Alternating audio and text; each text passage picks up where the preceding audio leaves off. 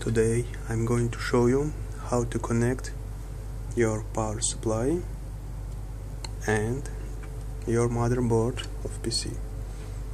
And for this I take this connector and connect this socket very carefully and snugly.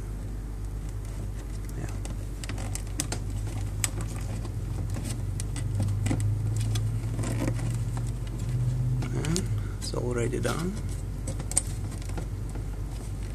Yeah, it's okay. And next cable with this connector in this socket.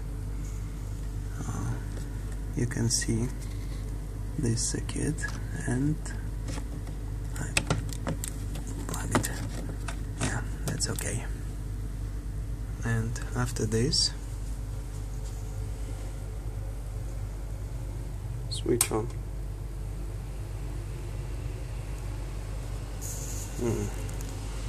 Motherboard already working, but you should.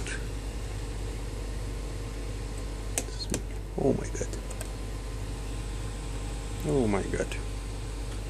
I broke this motherboard. Oh shit! Yeah, switch on, switch off, and after this I'm going to switch on. You should.